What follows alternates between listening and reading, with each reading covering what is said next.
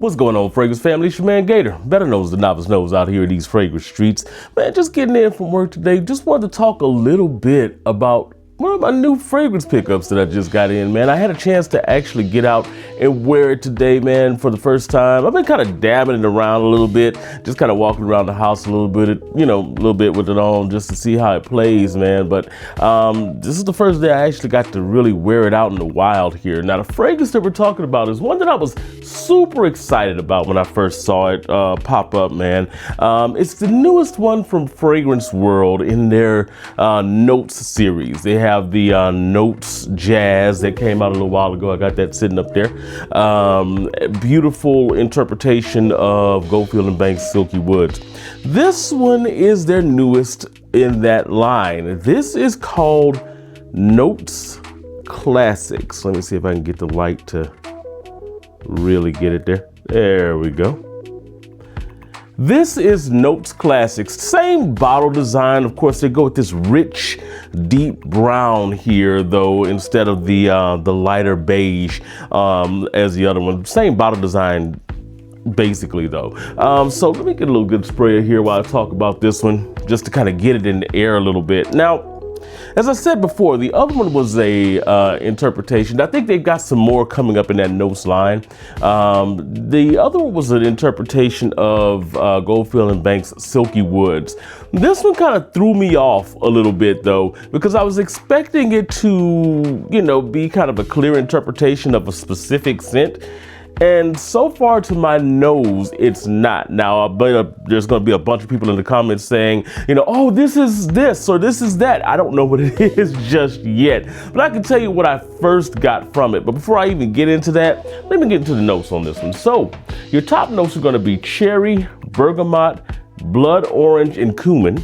And don't get afraid of the cumin because you really don't pick it up like that. The heart notes are Davana and Osmanthus. And then the base notes are cedarwood, leather, patchouli, and tonka bean. Now, as you see, I just put the atomizer out there. Nice atomizer here. When you first spray this fragrance, and this is in the air right now. Well, before I even get into what you get when you first spray it, I'm gonna tell you what happened when I first sprayed this bottle. So I got a little bit overwhelmed by this just like super strong, pungent leather accord, right? And I was like, oh my gosh, what is happening here? It wasn't overly animalic leather, but it was just a very pungent leather here when it first hit my nose here. And I was picking up a good bit of the citrus coming from this thing as well here. And so that was kind of how it played the first couple of times that I sprayed this. I want to say the first couple of times, and that's specifically because after maybe a couple of days, this thing kind of got some air in the bottle and the character changed. It started to smooth out a little bit. When I first smelled it, it was giving me like some serious like Maison Crivelli kind of vibes as far as the pungency of the leather.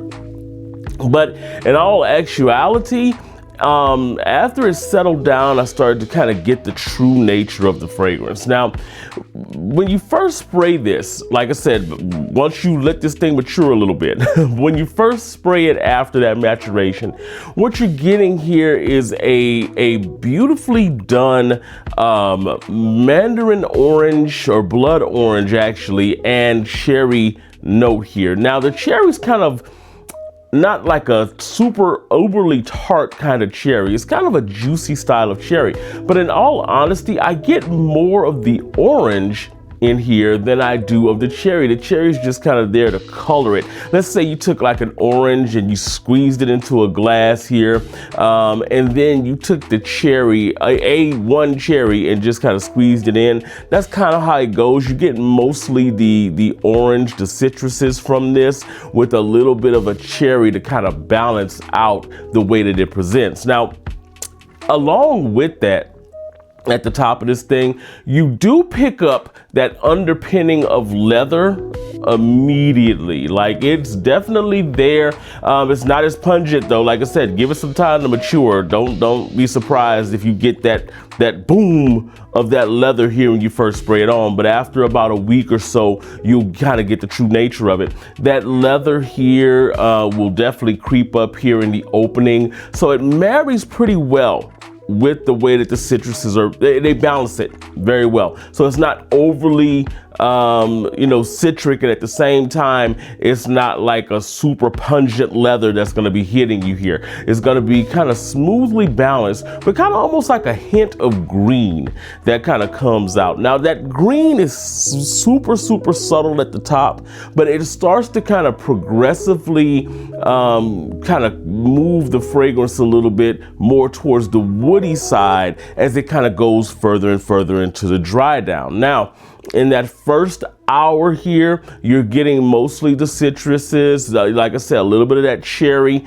vibe going here with a good balance of leather, and like I said, the hint of color in the background that kind of starts to move in as you get into like that hour and a half or so. You start getting a little bit of some of the woody aspects of this fragrance, and it's a soft wood. Now, the leather in here does kind of start, everything kind of starts amped up in here, but it starts to slowly back away. The leather especially starts to slowly back away as you get into that hour and a half. And it's like a beautifully smooth transition into more of the woody facets of the fragrance as well here. So you're getting that green that helps it along that transition from a leathery citrus fragrance to almost like a powdery, soft, woody kind of fragrance here. That goes on around that second or third hour here. So by the time you get into like the third and fourth hour, you're looking at something that's not so pungent, just like a really soft wood, very pleasant kind of vibe going on there. And that tonka is in here too, that's gonna color this thing, give it a little bit of a sweetness, a little bit of a powdery nature to it, and then you do get a little bit of that influence of patchouli in here to kind of even out that green woody kind of vibe. It's really nice the way that this thing does present. Like I said, I haven't really put my finger on what it's inspired by just yet, and it could be an amalgamation of a bunch of different fragrances. I don't know for sure, but I do know that when you spray this on, it is a very pleasant experience. Like I said, you spraying it on, you're getting a leathery vibe here. You're getting kind of a gentlemanly kind of vibe. This is going to be a fragrance that'll be perfect for the night out, because it does have, it's not like an overly animalistic kind of leather.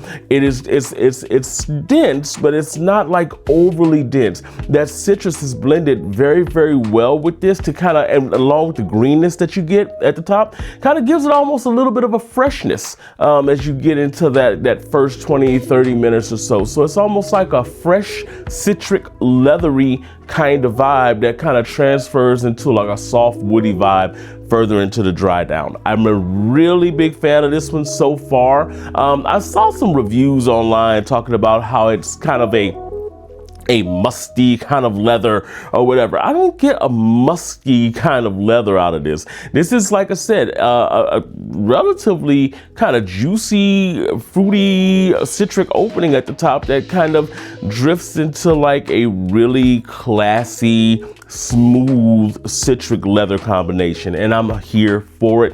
This is my first impression of it, but so far so good. I really like it. I am gonna follow up on this one in the next couple of weeks here and let you guys know how the wearing experience goes. But so far on my first wear, so good. As far as like the projection and everything, when you first spray this on, you get a good arm length of projection, and that really kind of shrinks in going into like that second hour or so, to where you're still getting a decent 2-foot scent bubble around you, but it's not going to be like a beast mode fragrance over projecting as it kind of goes into the later dry down. This though, I will say, It will hit you at the top when you first spray it on as super potent. Be careful with your sprays because you can overspray this, because you can go nose blind to it fairly quickly the way that this thing is blended. So I would say this is probably going to be one of those that you could do 4 sprays. I wouldn't, maybe 5. I wouldn't do more than that. This is more of a fall and winter scent. I could see you really getting away with it in the spring, and you could probably get away with it in the summer too if you dial back the sprays a little bit. I know Ross over at TLTG talks about the warm weather leather and that saffron colonise from Nishane. This one is a similar kind of vibe. Not, the leather's definitely not as animalistic as it is in there, but as far as like a leather fragrance that's not overwhelming in like a warmer weather situation, I could see this being that. All in all, I'm digging it so far here. Longevity, I'm getting somewhere in the range today. I'm still smelling it on me, on my hands at least. Yeah, from earlier. So I'm getting, yeah, I'll give me maybe about 7 to 8 hours here. So that's not bad as far as longevity goes. But look, I'm looking forward to spending some more time with this. Have you put your nose on it yet? Let me know in the comments. And as always, guys, make sure you like the video, subscribe to the channel, and of course, share this video with somebody you know that loves fragrances. And as we always say, guys, no matter what you're doing, however you're doing it, make sure you make today the best day ever on purpose. Peace out.